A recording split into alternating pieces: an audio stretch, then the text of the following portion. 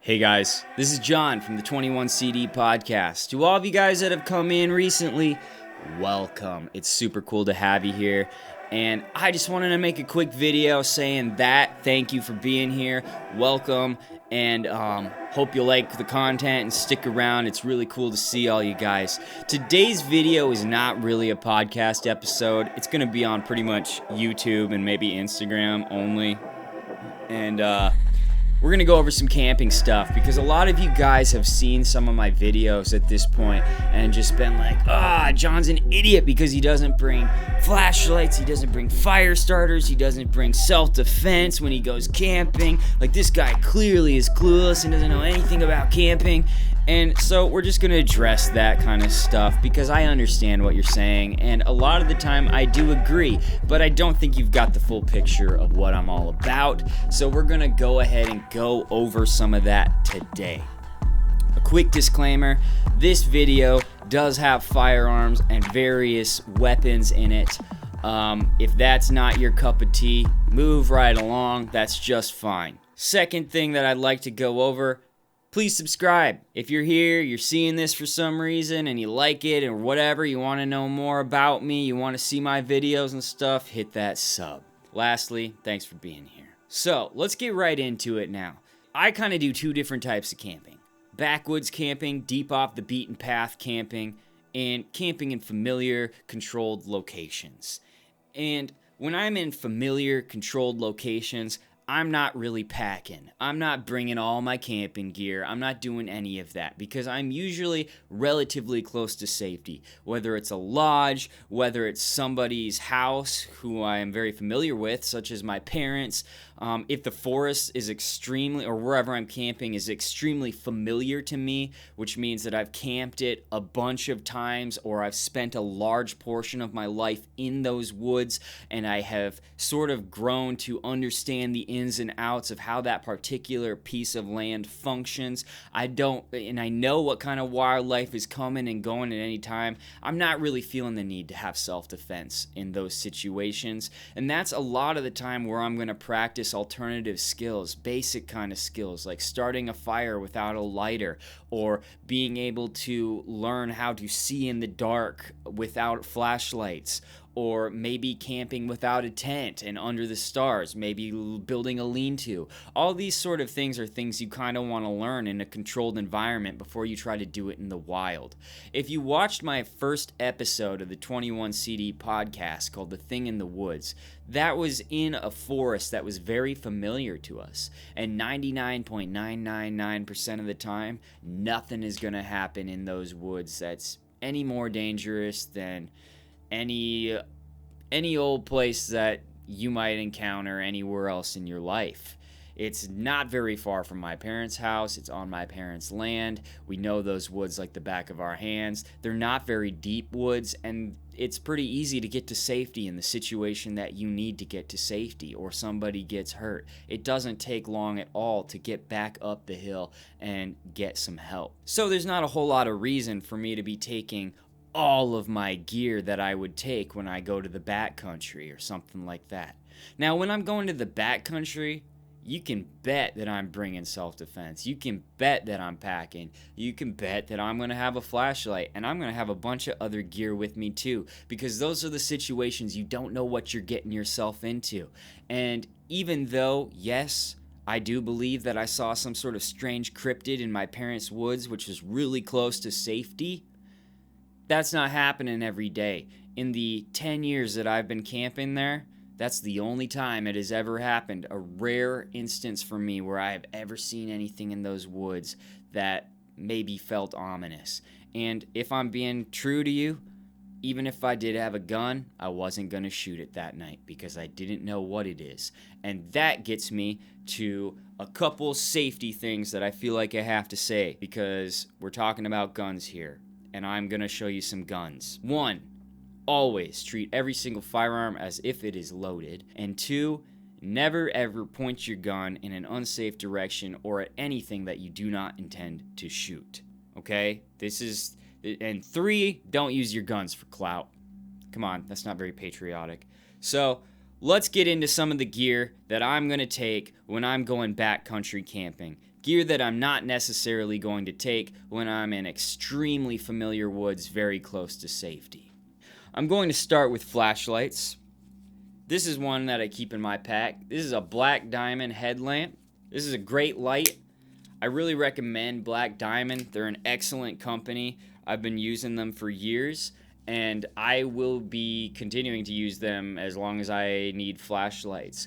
This is not something that I'm typically going to need. I have camped without flashlights for years at this point, and have found that I can pretty much see just as well with a flashlight as without a flashlight, because I've usually got a fire going. So unless I'm wandering out to get firewood or something like that, and I don't want to accidentally grab a snake or poke my eye out when I'm going through unfamiliar territory, I'm not really going to be using a flashlight.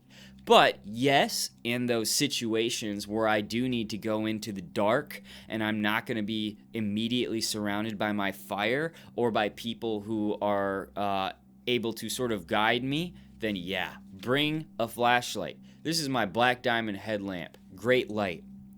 Another one that I usually take, because when you are in the backwoods, it's very smart to take more than one flashlight. I have found that flashlights fail me a lot, whether the battery is dying or they somehow get wet or something happens. I've had many flashlights over the years fail me, which has led me to believe that maybe sometimes you don't need the light. It's more headache than it's worth. After all, people have been camping without headlamps for thousands of years, and we're still here. But another flashlight that I will occasionally use, and I keep this in my go bag as well because it's just so handy, is this Maglite Mini. This thing is my absolute favorite flashlight. I love this thing. It's dead right now, so I can't turn it on for you, but it's extremely bright. I'll use this when I'm trucking. This is great for molly gear because you can slip it right in. It's very easy and fluid to use. It's extremely light, and the battery surprisingly lasts quite a while. Great light. I also have another Maglite that I really like, and it is sort of your standard mag. And this thing also, sick light. This gets super bright. It has a spread on it so you can see more, but you can also direct the light. This mag, you can also, because it's so heavy, actually use it as a club to beat the bejeebers out of Dogman if you have to. So this is another one. But I won't necessarily take this flashlight with me when I'm going backwoods camping because it's kind of heavy, and I'm very concerned about weight when I'm hiking for miles to my next campsite or wherever I'm going to stay. So even though this flashlight is great, this is going to be more of a go bag type situation where I'll use it in my pack that I maybe would keep in my car or something like that when I'm going on road trips. Nevertheless, great light. That's all for flashlights. I usually only take 2 when I'm going backwoods camping, and of course I'll have an extra set of batteries. I try to keep the batteries the same, so if my lights take AAAs, I'll try to make sure that I have an extra set of AAAs. I don't like carrying multiple types of batteries when I'm going backwoods camping. It's sort of just a logistics deal. It makes everything easier if all the batteries that you're going to need are kind of the same type of batteries. The next battery operated thing that I will take is this Cobra Micro Talk rugged walkie. This thing is sick. And this thing, we've got 2 of them here. And these are great when you're looking for campsites and you have a small group and you need to communicate over a range of 12 miles or less, but it also has weather radios and radio scanners inside it, so you can hear messages away when you're nowhere near people. So this thing is great. I recommend these when you're deep in the backwoods by yourself and you don't know what's on the horizon. This is another great tool to prepare you for the potentially unexpected. And it's also awesome if maybe one of your buddies has to go off and he has to get firewood and you're back at the camp. Take a walkie, man. I might not be able to hear you yell, but I will be able to hear you page or scan or scream into the walkie-talkie, and then I can come find you and help you out.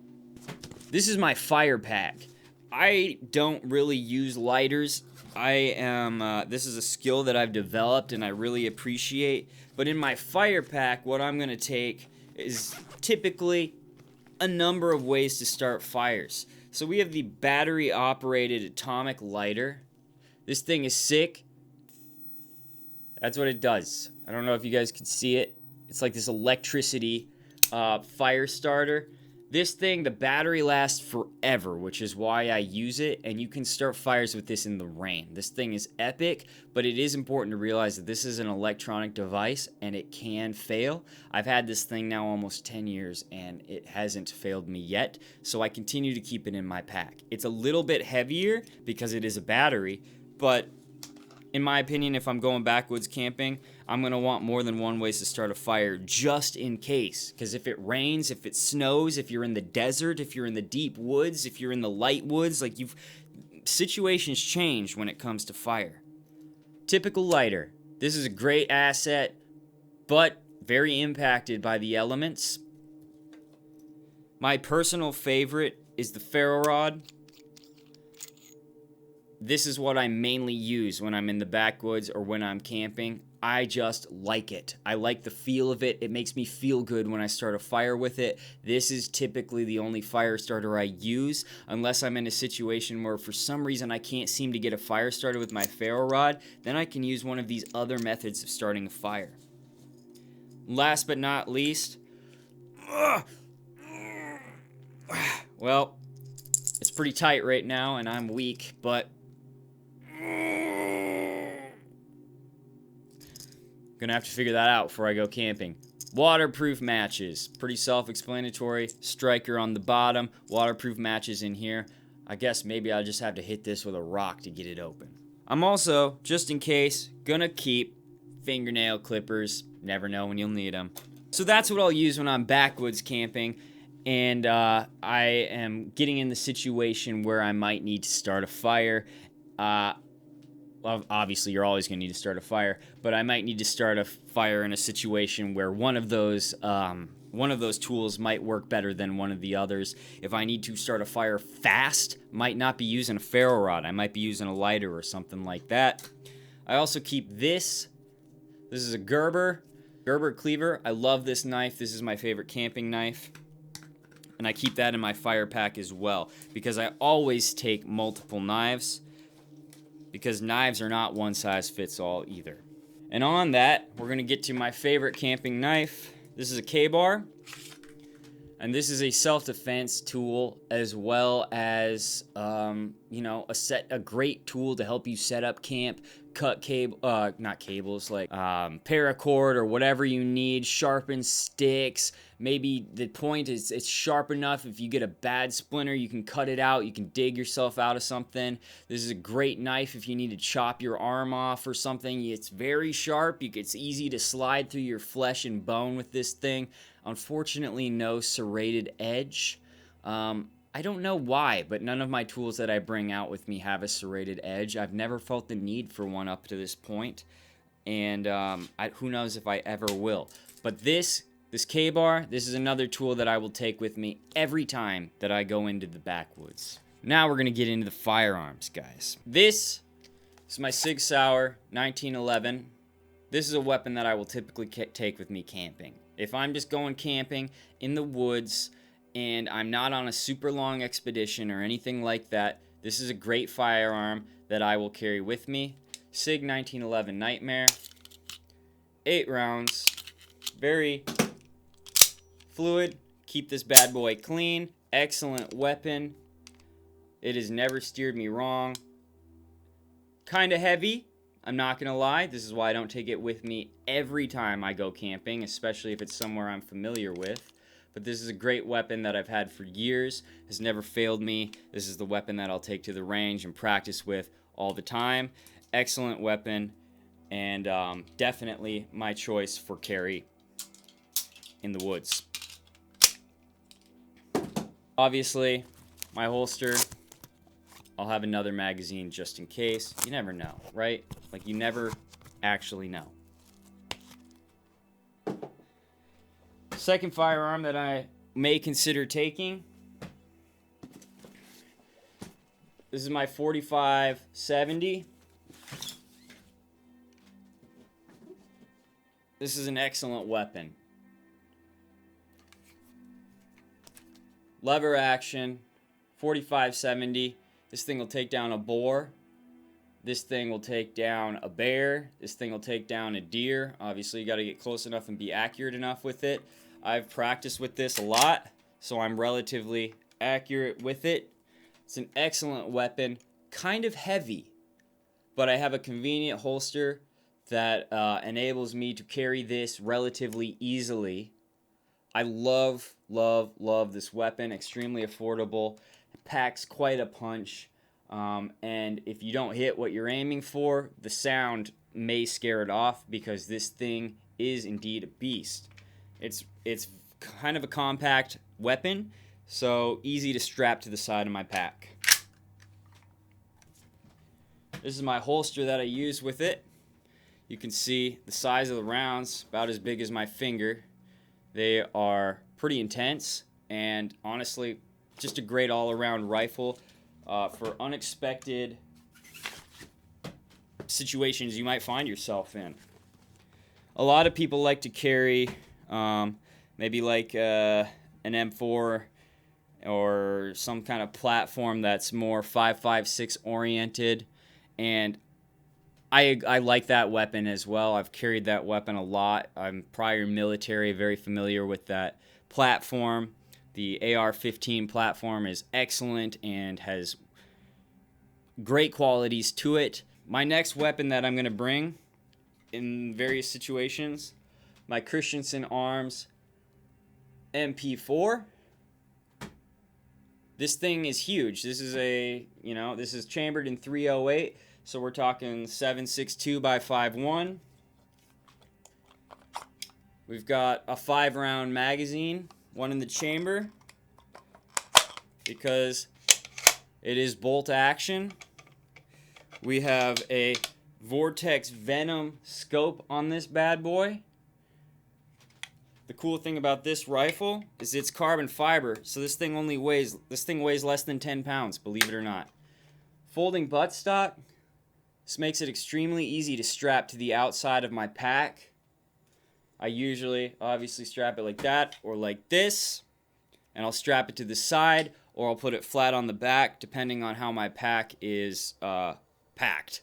And this weapon is going to be great when I'm in a situation where I'm hunting, where I need to take down anything from smaller game, not super small game because it's a .308, But this thing will take down a deer, this thing will take down a goat, this thing will take down a bear if you hit it right. This thing will even take down an elk or a moose. So this is a great weapon in the situation where I might be out, it is hunting season, I might be trying to get some game, and I really want to maximize my firepower on this trip. This is a weapon that you might take in the situation where you are planning to kill something versus where you are just prepared to kill something if you have to. This platform, as I've built it, this is my pride and joy, my baby. Sorry about hitting the mic there. This is about a $5,000 build as it is right now. But extremely practical. Ammunition is extremely cheap, and I love this rifle. That's a great tool to have in the backcountry when you don't know when you're coming back or when you're planning on being out for a long time or just a short time even. But again, you're kind of planning on killing something. Last tool that I'm definitely never going to leave home without, no matter where I'm really going, is my Gerber camp axe. It's more of a hatchet. This thing I've had for years, and I love it. You know, a lot of people don't like Gerber, and I understand why. I've gone through 2 of these, actually, if I'm being honest, because, you know, it is Gerber, so it is mass-produced, but this is an excellent, hardy hatchet, good camp axe, and I'm going to be bringing that to every camp that I'm ever at, because that's how I get firewood, that's how I build structures, that's how I do whatever I've got to do around camp. I do believe that a camp axe is definitely one of your most valuable assets, and you should always have one when you go camping. But, alright guys, I just want to give you guys a heads up that I do have the tools. I hear you guys saying, why don't you have the tools? And I just want to let you guys know that which tools I take are really going to depend on what type of camping I'm doing. And I'm going to be taking some of these for long trips, and I'm not going to be taking them for short trips. And when I'm roasting marshmallows out behind my parents' property, I'm definitely not going to be taking a Christensen Arms MPR or a 45-70 or a 45 caliber handgun. I'm not really going to be planning on killing or fighting or shooting anything, and that's why I didn't have anything that night. But rest assured, the next time I go out into the backwoods, some of these things will be coming with me. So don't try to sneak up on me and scare me, because if you got your eyes flashing in the woods and I'm deep in the country, it might be a different story than in season 1. See you guys around on the next episode coming out on Tuesday. Can't wait to hear your input and continue to bring you guys hot content. This has been John from the 21 CD podcast. Have a great weekend. Stay safe. And remember, don't drink the water and question everything.